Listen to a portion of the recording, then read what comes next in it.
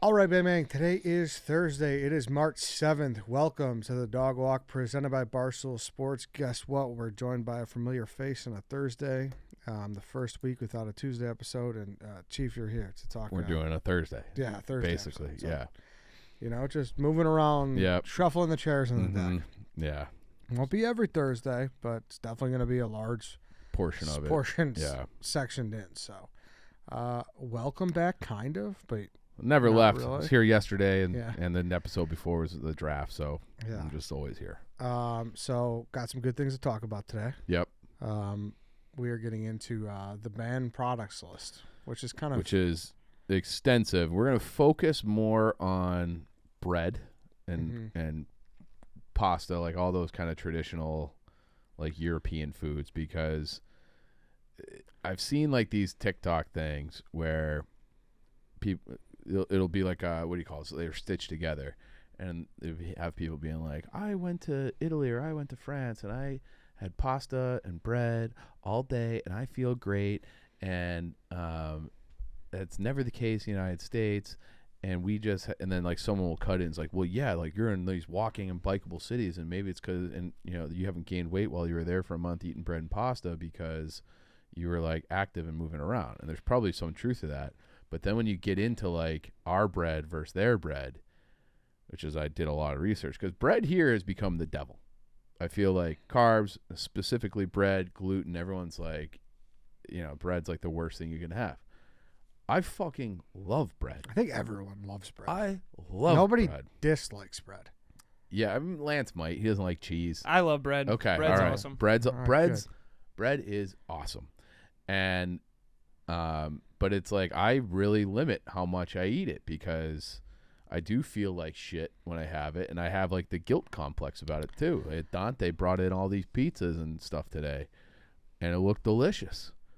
I didn't eat any of it because I was doing the research for this podcast, and I'm like, you know how they say, like, so if you do this, like, can't trust that person. I think if you don't like bread, like that's like a wild card. Yeah, I understand people who don't eat bread. I get it, yes, totally. But I'm saying like people who are like, oh no, I think it's bad. Oh, that's insane. Yeah. Yeah. I think there are types of bread that I think aren't good. Yeah, sure. Like that. I hate to say this so close to our biggest holiday as the Irish, but that Irish soda bread, that stuff stinks. I don't know what's in it. It's gross. But like when we, I don't really ever eat bread, but we went out to that steak dinner in Arizona. We're out to a nice dinner. You never eat bread? What are you talking about? I never had bread at home. Like, never. Yeah, but like you don't. Yeah, all right. But like you eat bread. I will. But that's my point. Is like we're out to dinner at that nice steakhouse, and they bring over like that warm basket of like delicious bread, and I like no hesitation reach in, chomp. Oh yeah. Okay, like it's delicious. Like I love it, but I can't tell you the last time I ever bought it at a grocery store. Like I don't do that. Yeah, but you'll buy buns if you're making burgers. I actually don't really do that. I made burgers the other night on the grill. You just ate them raw dog? I cooked them. Yeah, which I know a lot of people. Oh, yeah not raw. Yeah, you know what I mean. Yeah, I cooked it and grilled it up when we had that. Was it Monday night? It was so beautiful out, and I'll just put that over like everything that would normally be on a burger. I don't miss the bun with a burger, I guess is my point. Yeah. But I miss it. I miss like the good bread, and I don't really eat as much pizza as I would like, and I almost never eat like standard pasta because I know I don't digest it well. Because I think everybody that's like one of these diet things. Like everyone's on a different scale, right? Like everyone like certain people have the genetics to metabolize certain foods better than others based on 100,000 years or 400,000 years of evolution, where your ancestors from what they ate. So I don't metabolize gluten well, and I try to limit it because of that. But then when you're looking through the differences here, it's like, well, maybe I would be all right if I was in Europe doing it there. Yeah. Are you going to give me examples of that? Yes. Of people who are like, oh no, I'm gluten free, I can't have it, and then they go there, and then it's like, I think there needs to be a study. Like, there are people in this office that have diagnosed as celiacs and like won't touch anything that has gluten in it. But there's so many things that have gone into what American bread is, and that's kind of what we're going to get into today, versus how they do it in Europe and how we got to the place now where Europeans typically make bread the way that we had been making it for 12,000 years, and which has basically 4 ingredients, and our bread has a minimum 15.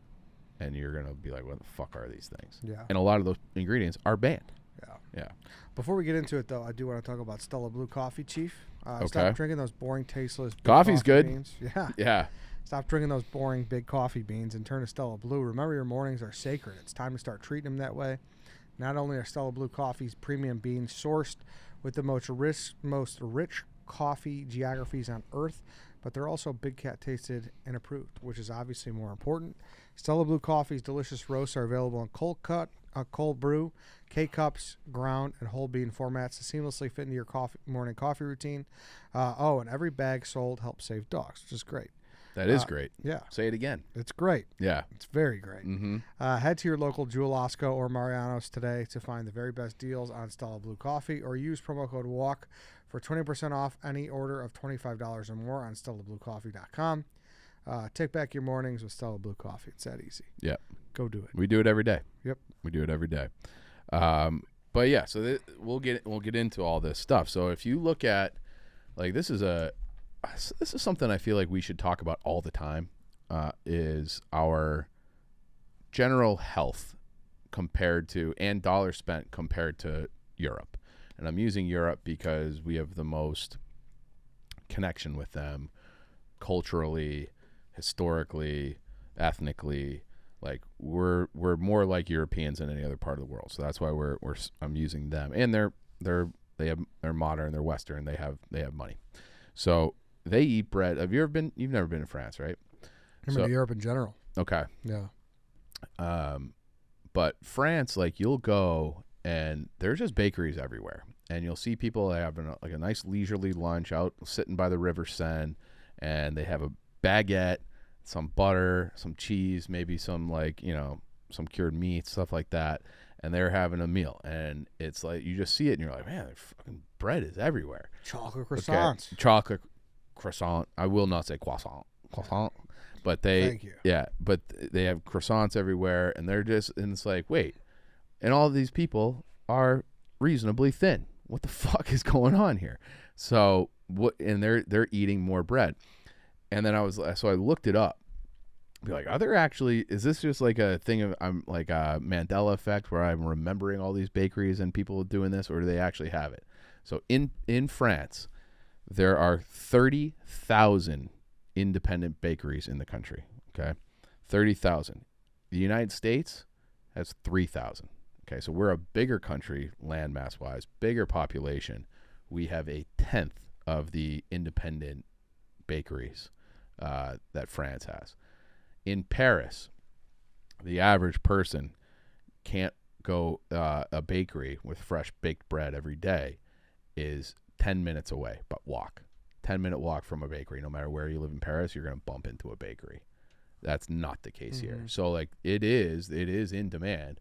I think we still technically eat more bread, but our bread is, like, not even really bread. Like, they're baking it fresh every day, and we're eating this type of bread that, through the industrialization of food, we have really fundamentally changed all the things that has made it a staple of our diet. Like, bread is probably that Our Father, the prayer, and give us this day our daily bread. Like, we've been talking about bread forever. Bread and wheat specifically, probably the reason why we have a modern civilization. So that was the first thing that was like the mother of agriculture is what they call it when they have these different Mesopotamia and Egypt and all these ancient civilizations. Forever we were hunter-gatherers, and then they discovered the ability to, like, why don't we just, instead of looking for wheat and food, and so why don't we just plant it? We'll harvest it next year and we'll store it. And that is really what gave birth to like bread and wheat gave birth to, like, modern civilization. Like, it all started with agriculture way back when, so we didn't have to be constantly worried about where our next meal was. We had it, and we had it in large part in form of bread, which all it is, and still to this day, and most, in these bakeries in France and Italy and other places that I'm talking about, you only have 4 ingredients. got your flour, which is processed differently. They do it the old way. So the old way, you harvest it, you dry it out, you grind it in a stone thing, you add water, salt, and yeast, and you let it, and you put it next to fire, and it bakes into bread. Okay? And that is the way that they do it. That's the way that they've always done it. And we got to a point here where you know what the thing that really fucking killed bread for us in America? You ever heard the expression, best thing since sliced bread? Right. So the bread slicer, okay, was made in like 1920. Okay, so at the end of like, you know, the latter stages of the Industrial Revolution, they came up with this machine that would slice bread for your sandwiches. So before, have you ever had like a baguette or a sourdough loaf where you're trying to fucking get that big serrated knife and it's crumbling everywhere? It's hard to do. Okay, so they came up with sliced bread. And the only problem with that sliced bread was if you don't have that like crusty outer core and you're slicing off a piece at a time, it spoils faster. Okay, so they're like, well, fuck, how do we come up with a way to have our sliced bread that we can mass produce and not have it spoil as fast? So they went through and they were looking at the little wheat kernels, and there's like two parts of it. You got the bran, and what was the other part of it called? There's like and fiber, okay? And if you remove and it has these oils in it, and if you remove that, well, then the bread doesn't spoil as fast when you slice it. But the problem is that's where a lot of the nutrients are, and that's the stuff that makes it more digestible, because you have the bran, which is that you have is in the husk, which they're very high in fiber, so it helps your digestive system. And then there's also like this part of it that your body can't digest, but your gut microbiome feasts on. So like bread will actually, if you have good quality bread, it'll actually help your digestive system if it has the grain. It's like like you've heard whole grain bread. That will actually help you. If it's like the way they make it in Europe, it'll actually, and a couple like independent bakeries here will do it too. But if you have like that good grain and you don't if you don't process it to remove all the stuff that makes it spoil, well, then it's actually not that healthy. You won't have as like this glycemic reaction because your body's processing it better. The gluten kind of ferments naturally during this process, so you don't have like these gluten strains that they call it like leaky gut syndrome, where like you'll start leaking stuff, like it'll literally tear holes in your gut and it leaks out in your bloodstream, and that's where you get these autoimmune things. So if you look at like our health outcomes, like we have way higher rates of autoimmune in the United States compared to Europe. We have way higher rates of obesity, way higher rates of cancer. So it's like, well, why are we like this? And then you start to, you look at like, there's that old like ancient Greek philosopher, I can't think of his name right now. It was like, all disease begins in the gut. And the more that modern science like figures things out, the more that seems to be true. Like that guy knew it 8,000 years ago, whatever it was. And it's like they run all this tests and it's like, well, you got a leaky gut, so you're having these particles get into your bloodstream, break that, blood-brain barrier, giving you problems. Your body can't digest it the right way. It's higher in sugar. It's higher in all these different things. Because back then, like sugar has only been like a commodity for like, 300 years, where we came to the New World and these other more tropical places where they had Cuba, whatever, they had sugar cane. Before that, if you wanted something sweeter, you really just had to use honey.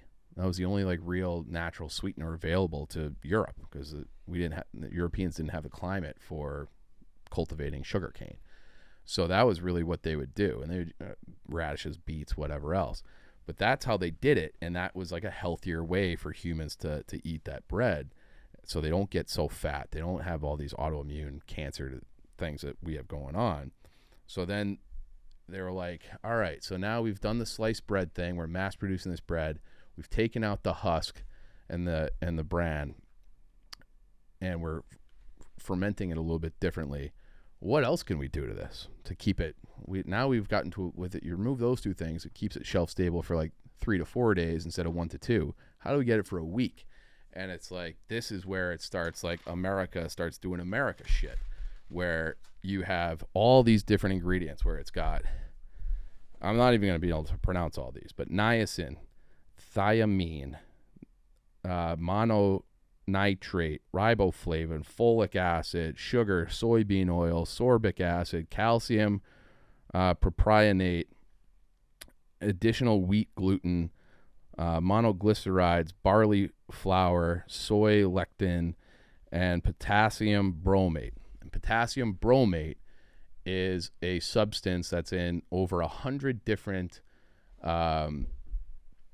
grocery products in any given grocery store. It's around 100. So cereals, your kind of frozen food section, pot pies, pizzas, all that kind of stuff. Well, in America, we'll have this potassium bromate, which makes it like a hardier, more shelf-stable bread, completely banned in the EU. Like, you cannot use it because it is a known carcinogen. Impact, like, it can give you thyroid cancer.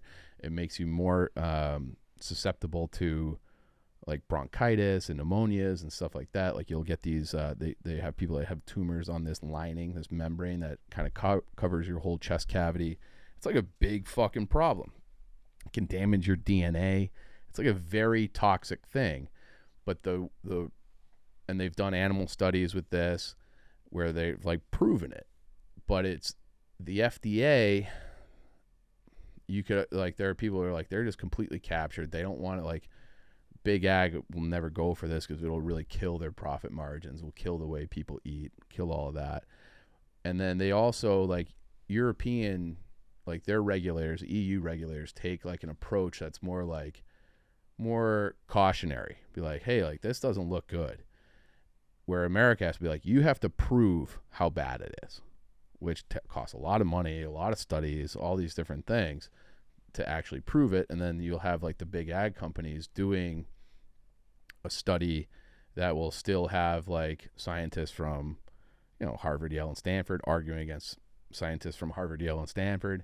And it's just like which group of scientists are right. So you have food companies will be paying the same smart people to kind of muddy the waters on these things, and they can't get it figured out. So like the fact that we have 100 different in any given grocery store products that have this chemical in there that is a known carcinogen specifically for thyroid cancer, and we're just like, psh, and Europe would be like, no, like, that is completely banned. That to me is like, that is a big red flag.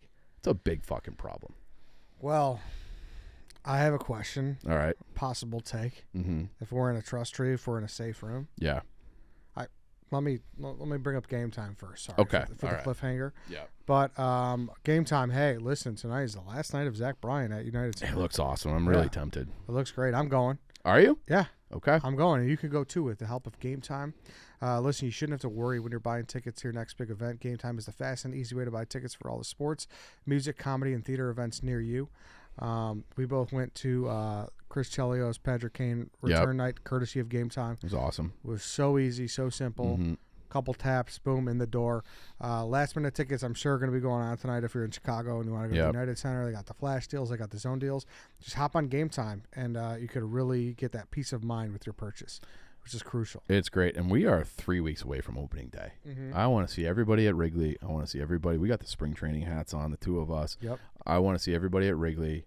I want you guys using Game Time to be there. Yeah, so take the guesswork out of buying tickets with Game Time. Download the Game Time app, create an account, and use code DOGWALK for $20 off your first purchase. Terms apply. Again, create an account and redeem code DOGWALK for $20 off. Download Game Time today. Last minute tickets, lowest price guaranteed.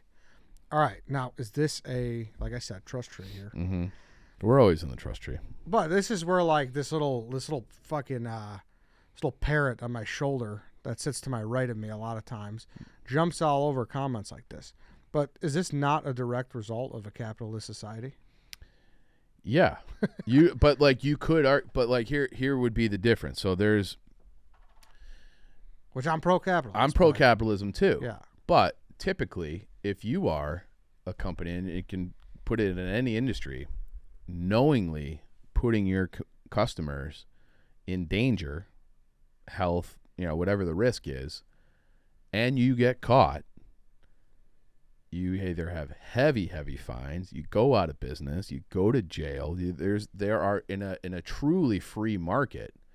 If you're like, hey, that company is fucking poisoning you, you can go sue them.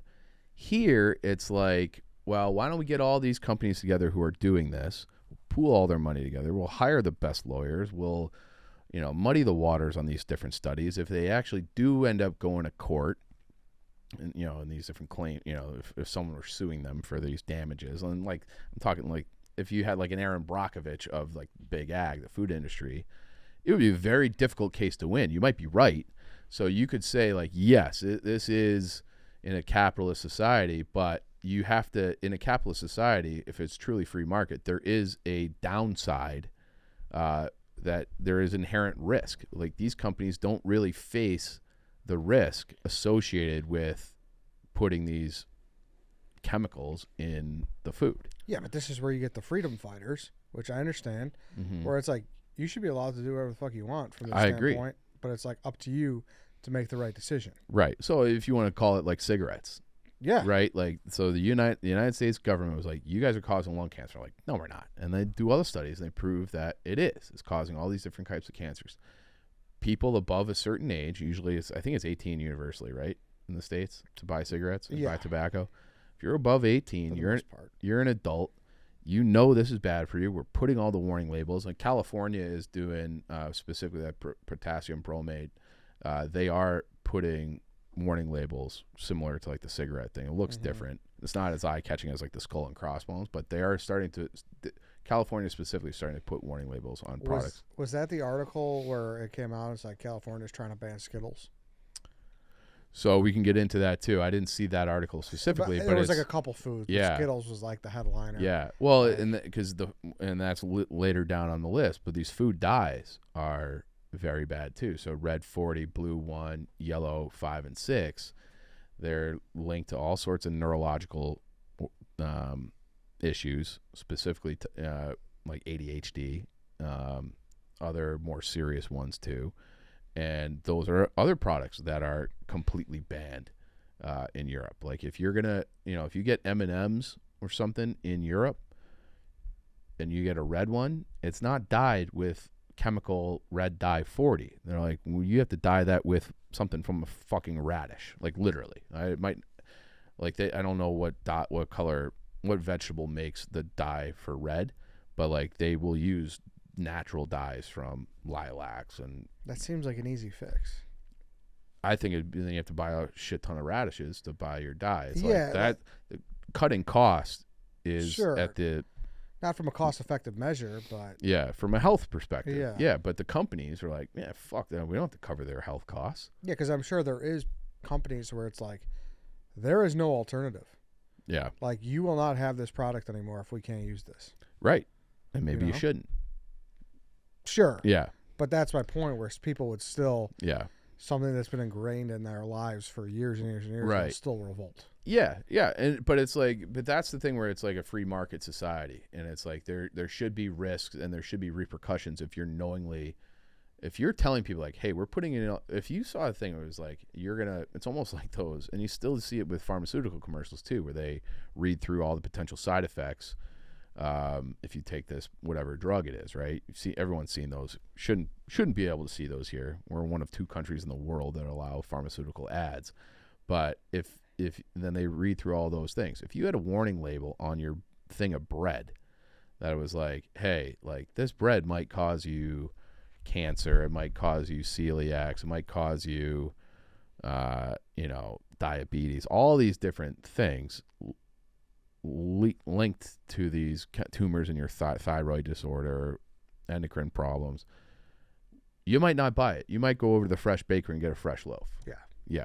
And they don't do that, and it's because they know they have no downstream liabilities. That's really what it is. They don't have that, like, hey, I ate bread for 40 years and you were pumping it with chemicals, and now I've got, stomach issues, and I got all these other problems. You're not going to sue Pepperidge Farms or General Mills. Like, you're just like, they're like, they don't have downstream liabilities, even though they're the ones knowingly making the decision to pump a food staple with with chemicals, Yeah. harmful chemicals.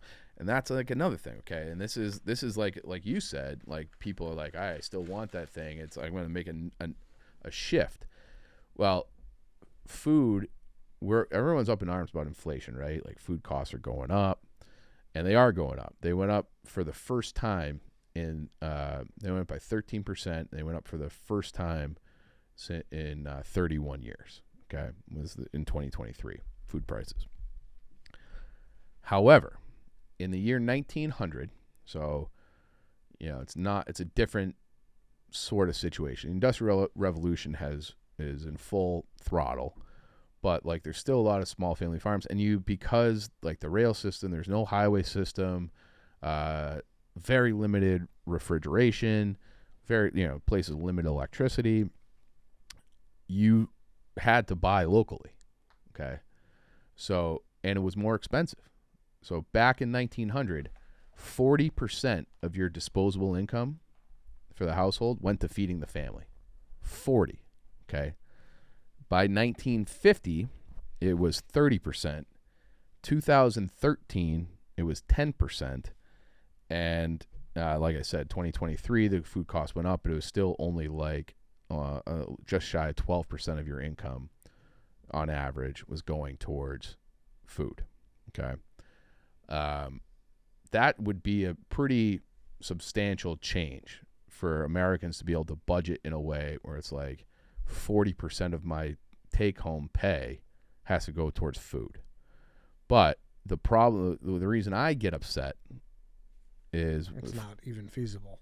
It's not even feasible, but like the food prices are going up across the board, but the food is shitty and it's loaded with all these chemicals. So if I would be more inclined, like I do spend probably more than that on food, and more than the 11-12% whatever people are paying in 2023.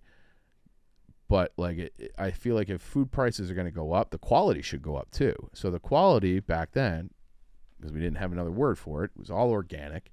It was all locally sourced. It was, good, healthy meats and eggs and, all that kind of stuff from, your local farmer. Now it's the same shitty food that we've been eating for 70 years, and the price keeps going, and the price is now going up. So I feel like you can't have both. If your food prices are going to be higher, then you better not have downstream medical costs because you're eating the shitty food that was cheaper. So, and that's Big Ag doesn't have any. They're not incentivized to make the food healthier. And I do think that you look at Whole Foods, they exploded by trying to be America's healthiest supplier of their healthiest grocery store, and now like that Amazon has acquired them, they've kind of lost some of those that ethos, whether it's like we're gonna have organic, locally sourced, grass-fed meat. It's really hard to get grass-fed meat there now, and the prices are still as high as ever. So like there's no real great alternative, and there's just people are spending more and getting less and ending up with higher healthcare costs. We have higher healthcare costs on average than any other place in the world with worse outcomes. Like if you're paying the most, you should be the healthiest. How is that? Because it's subsidized by people who aren't paying? No. That's a question. No, it's not. It's because we have lifestyles and diets that lead us to have more health problems. Yeah, I get that, but there's nothing to that degree of that? To which degree? Where it's like you are paying more because you're probably paying for someone who's not able to afford it or able to... I don't think that's as big of a problem as it used to be. Like there are government options, but that's more expensive, and like we don't have other countries have the ability to negotiate drug prices, and like I had a family member who was in the hospital. This is an extreme example, but they can charge you whatever the fuck they want because they know the insurance companies are going to cover it. My family members had socks. Was wearing socks with like a little rubber nib, like those little nibs on the bottom for grip. They were $40 for socks. That's crazy. That's what will be on your itemized bill. $40 for a pair of socks. You know, like that kind of like that hospital system is just so fucked and everything's so expensive, but there's no way to really fight back against it. So like in specifically for drugs in Europe, and this was the case with Medicare before too, like, all right, like we need X amount of things of, I'm making it up now, but insulin. And the government would negotiate and had the right to negotiate with the drug manufacturers, pharmaceutical companies. And other countries do a way better job of that. We pay way more per, for medicine than they do in Europe for the exact same thing. Like way more. Yeah, but it's not just them. It's everything. The gouging is crazy. It's crazy. You're it's crazy. A hotel and you're just going to make people pay $9 for a mini Fiji because you can. Yeah. It's fucking crazy. But that's like your price gouging to see if a person will be desperate enough to have that $9 water. If you're in the hospital, you're kind of like at their... Yeah, you're tied. Yeah. You're tied. There's nothing you can do. And maybe you can go out and get different socks. But the medicines are the medicines. Yeah. And you can't just go shopping around for things. So I actually kind of got a take on this, and you tell me about this too. And listen, this could just because we're younger in quotes, but like you brought up how pharmaceutical. Why the fuck couldn't I say don't know. Pharmaceutical companies shouldn't be allowed to advertise, which is not a hot take. It's pretty common belief at this point. If you really ever listen to anything and be like, I need that, I'm gonna go take that. I think that there must be enough people that do. You Otherwise they wouldn't do it. I just think I think some of these companies just they're rolling in dough. And it's like, hey, let's create a marketing budget. We might as well, even if we get 2% of people, like that's better than nothing. So I don't think that's a thing. So if you want me to put my real conspiracy hat on with that, specifically to pharmaceuticals, I think it is more valuable to them to effectively own the news networks and the information sources. So they'll be like, we'll spend all this money on advertising, which is going to be 90% of their revenue for Fox News, CNN, all these different places. So they know that they can't fuck around and talk about how shitty and damaging our various products are, because then we'll pull the ad revenue and they can't survive without it. I think that makes some sense. That's not a crazy conspiracy to me. So it's like, so maybe you're right. Like, so nobody watching the commercial, not a high percentage of people watching the commercials actually go to their doctor and be like, I want blank. Okay. Whatever the drug is, and stack it with the other commercial I saw. But I do think there is value. That's where it's like people are just like, oh, I got to trust the pharmaceutical companies for X, Y, and Z. And it's like they have more criminal fines than any other industry in the history of the world. Like they get found guilty on knowingly damaging people. I can't remember what the drug was, but it was like a headache medication that eventually got pulled. And they knew they're stopping some like headache problems, but in a small percentage of people, they're causing heart attacks, and they knew it. So they got fined like $600 million. And it's just like, well, like, what the fuck? Like, how is that? And like, that's just to them.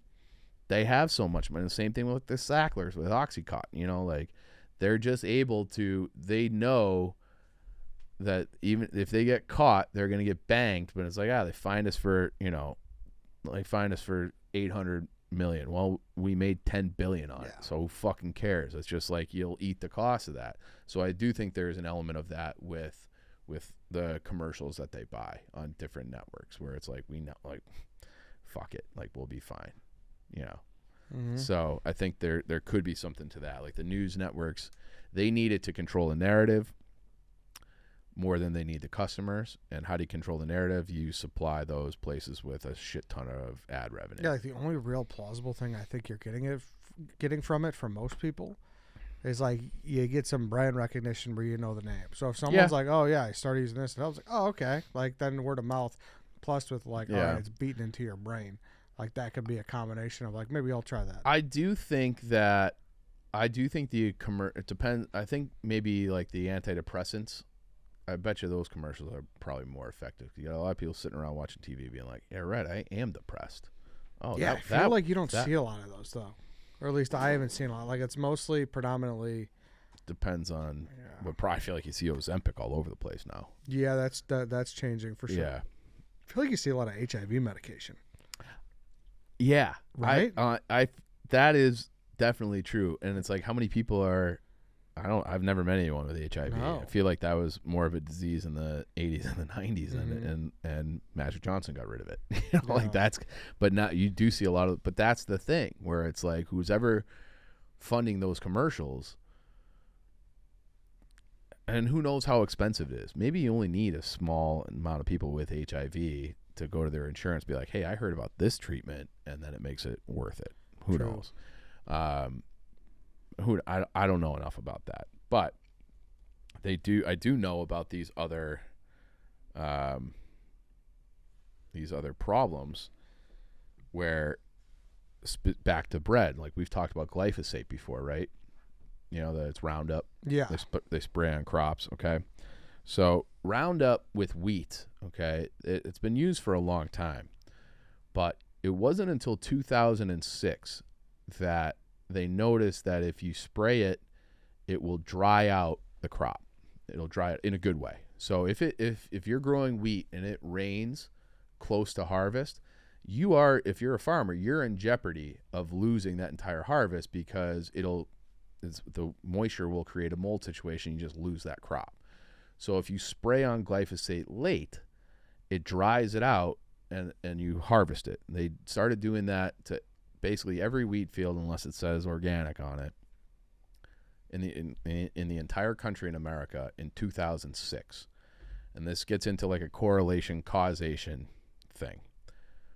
But 2006 is when you had a huge spike in celiac disease, gluten allergies, all that kind of stuff. And it was because it's the first time that you could argue that's when they started putting glyphosate directly on food, because they would always spray it in the beginning of the season.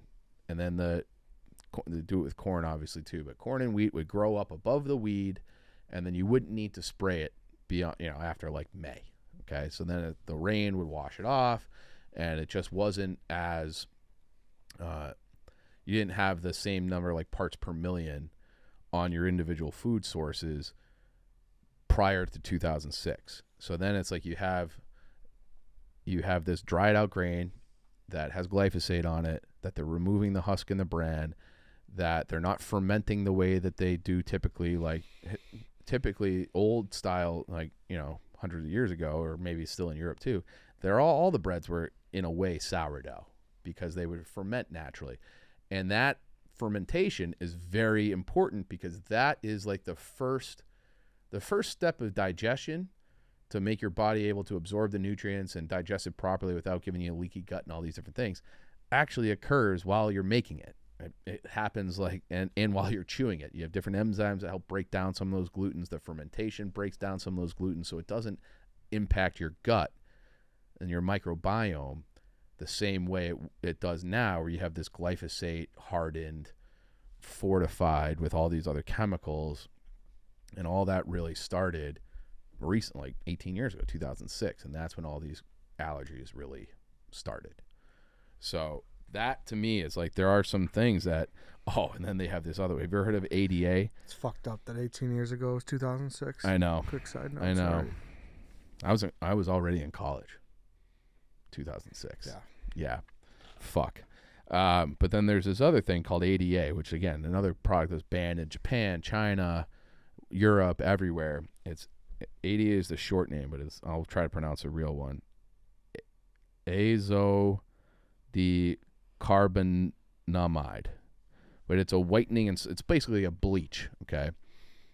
It's a bleach and a softener that they put into bread. So basically, and there's been like a revolt against it. So a lot of these but prior to 2014, a lot of, basically every fast food company, if you're having a hamburger, they were using bread that had this ADA in it. Do you know what else uses ADA for softening? Who's that? Fucking yoga mats. Okay? So I don't want to eat something that they're using the same chemical to help make a yoga mat. Okay? So like that to me should be like a red flag. And So that was in basically prior to 2014. Every fast food burger, sandwich, anywhere you got from one of these big chains, because they have to keep that stuff shelf stable, right? Had that in there. Yeah, what was it? Subway. I used to get shit for that all the time. Yeah. Well, they still have like now, and they're saying it comes from like their trays that they would bake the bread in. They had foam trays, and wasn't in the bread itself. But yeah, Subway got heat for that. But you know, all of those fast food companies were using bread product with that in there, and then they add the high fructose corn syrup and the sugar and all this, you know, all this other stuff that just makes it worse and worse and worse and worse until you end up with like this health crisis across the entire country. And then, you know, we talked a little bit about the food dyes. Okay, it's a known carcinogen, which is why it's not allowed in Europe. And the other thing that's fucked up about it is that those dyes, the consumption of them are up 500% over the last 50 years. And most of that stuff is in candy, chips, like Cheetos used to, you know, they have it. It's all that stuff that is like for children. And like, while they're still have their developing brains, they're developing endocrine systems, or, you know, their hormonal regulators, all that stuff gets impacted by these various dyes. And, you know, it's one of those things that you can never really get back fully the right way. So like your thyroid doesn't regulate things the right way. Well, it's because you've been poisoning it with Skittles. So like Skittles in other countries don't have the same type of dyes because they're illegal, because they're known to be so bad for you. I'd like to try the difference.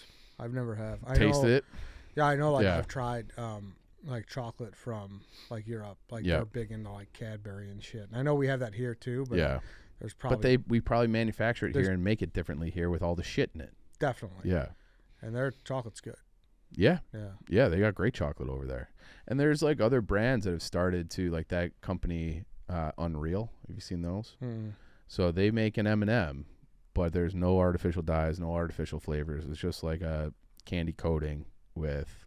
They have a Snickers version. They have they have a Reese's version. They have all the candy that you love without the shit. And I would say the Snickers, I've tried them all. Snickers are pretty bang on. The M&Ms are pretty bang on. They got to work on the Reese's. The Reese's aren't quite there yet, but it's like it's still like, you know, sugar and calories and stuff for the most part, but it's not gonna be like all the extra toxins in your body.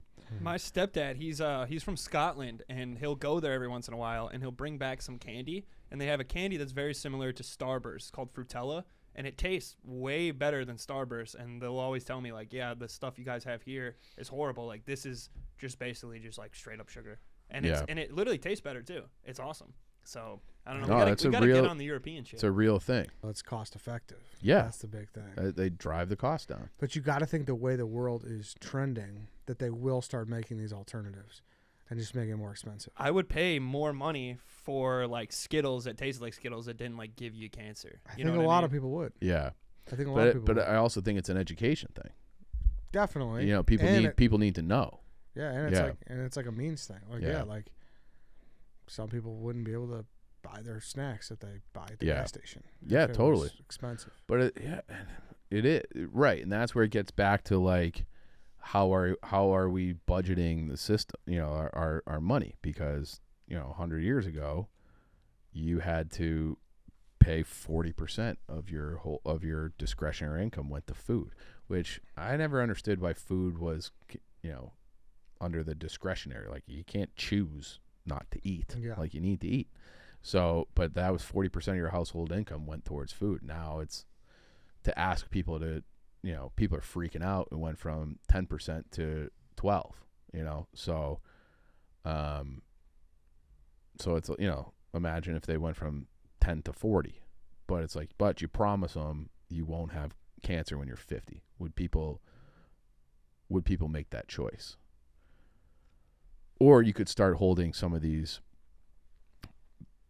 big corporations accountable. Like there's like things that we could fix where it's like, you're not allowed to lobby that way. Is this a stupid thing? Can we help subsidize some of this shit? Subsidize what? Some of these companies? So I do think. I know people are going to be like, you motherfucker. But if it's going to help people out in the long run. But so we subsidize corn and soy. Yeah. Okay. Big time. And we put it, some of it goes for feed corn for cattle, which I think that's probably not the right way to do things for the cow. And like the nutrients in grass-fed, grass-finished meat are different than your conventionally raised cattle. It's not as good for you. It's actually can be bad for you. And same thing with, soy. And then it's like you're making high fructose corn syrup. If you can pay farmers and subsidize farmers to make shitty food, and it's like it's not the farmer's fault. Like this is the way the government policy led them to make rows and rows of monocrops. Could you incentivize them to make good, healthy food? Would that get more people wanting to farm? If you could be a farmer and you could make $150,000 a year doing organic, whatever your crops are rotationally, the way that farming had been done for 12,000 years up until 1970, if you could do that, if you can give people a reason to live that life, because now it's like all you hear about is like this is like the last generation of farmers, right? Like you hear Bill Gates is buying up all this farmland, all these other people are, Chinese are buying up the farmland, and it's because nobody wants to be a farmer here. Because it's a really difficult job and a very hard life where it's early mornings and late nights, and it's a hard thing to do for not that much money. Like you got to really love it.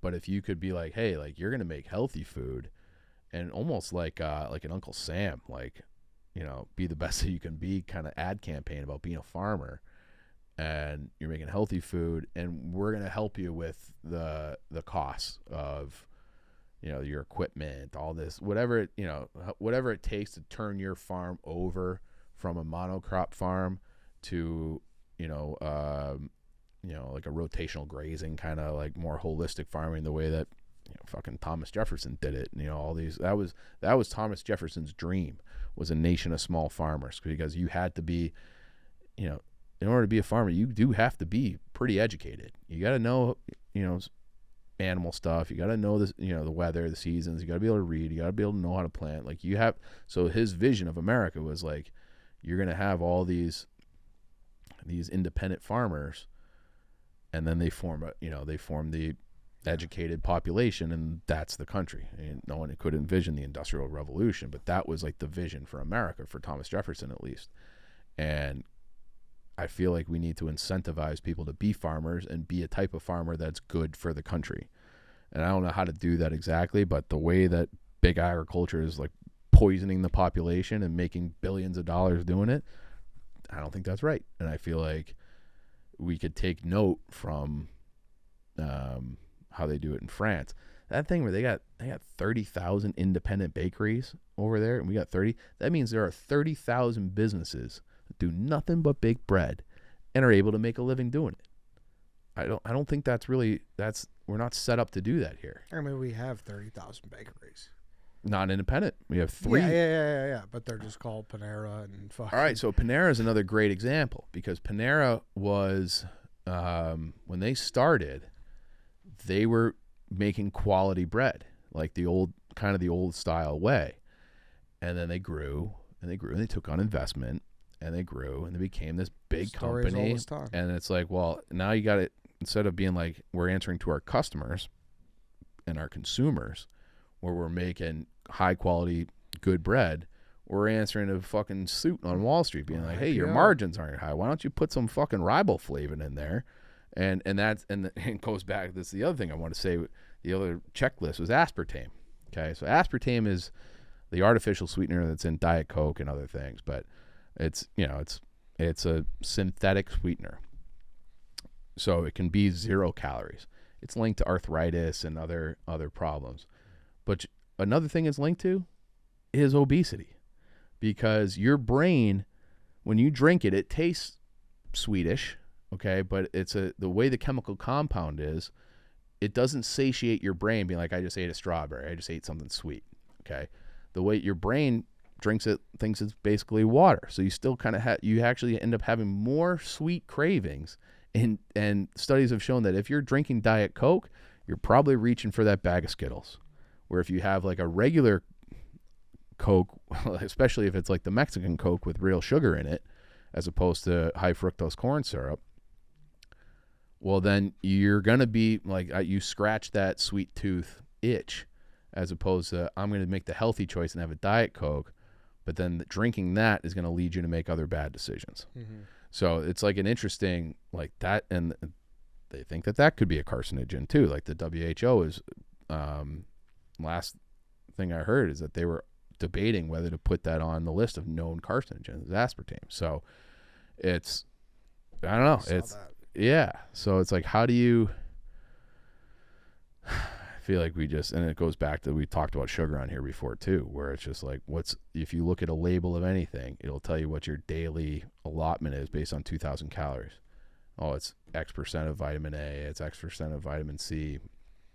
For sugar, it's never listed because they can't list it because they know if you're having sugar, it is inherently bad for you. Like, it's not a calorie is a calorie is a calorie. Like, sugar impacts you worse than other things. But it's funny that now they're starting to say that sugar is better, like you can process it better than you can high fructose corn syrup. And that was supposed to be like the artificial sweetener that was going to be healthier for you. It's not. It's just cheaper to make. Yeah, I think the issue of the pyramid being wrong and like everything, it's just directionally fucked. It's upside down. Is, yeah. But everything is like in a way. Dude, I remember reading about that. It used to be on like my box of Cheerios, that food pyramid. I'd be like, I gotta get 6 to 11 servings of whole grains a day. Fucking lot, So I mean, I didn't get all my grains today, and I'd be like a little kid, like eating. I better have another peanut butter sandwich, get that extra serving in, and it's just like you were taught to eat like a piece of shit. Mm-hmm. Someone should be in trouble for that too.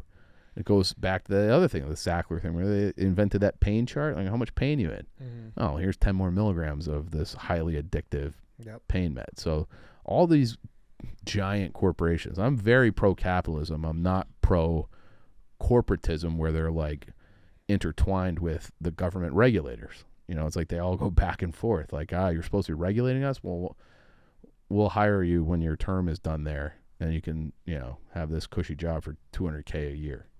It's fucking bullshit. Yeah. So they got a lot of problems that if we had adults in charge that were good people, we could fix, and the whole country would be better. But it's not the case. For now, we'll just keep eating poison. Yeah.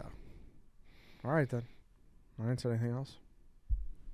No, I think I'm like, who's to blame? I think it would have to be like, we could probably holding the corporations accountable feels like the move, because like, would people pay a higher percentage of their salary for food? Like, no. Like, everyone knows fast food is terrible for you. The McDonald's line is still slammed, So like, it's got to come from the higher up. Like, people aren't going to change, unfortunately. We're brainwashed already. We've been trained to eat like assholes. Yeah, I think there's definitely truth to that. The only way, I mean, it's like the power of the purse, right? Like, if you want to see changes made, and there have been some changes made, like that ABA I was talking about, there was like massive petitions be like, this is a real problem, like this is a carcinogen, this is causing endocrine problems, like it's a real problem. So it got to the point where they were like, all right, 2014 they started some places started taking it out, and it's because there was enough of a kind of a grassroots movement. But it's hard to, and then who knows if they just slide it back in later, because it's not technically banned. Like, they could just be like, if people forgot, we'll put it back in there. So it's messed up. It's fucked up. All right, then. We could wrap this up. Interesting discussion. Good discussion. I liked it. Yeah. All right, everybody. That's it for today. That's it for this week. We'll be back on Monday for a draft. We'll see you then.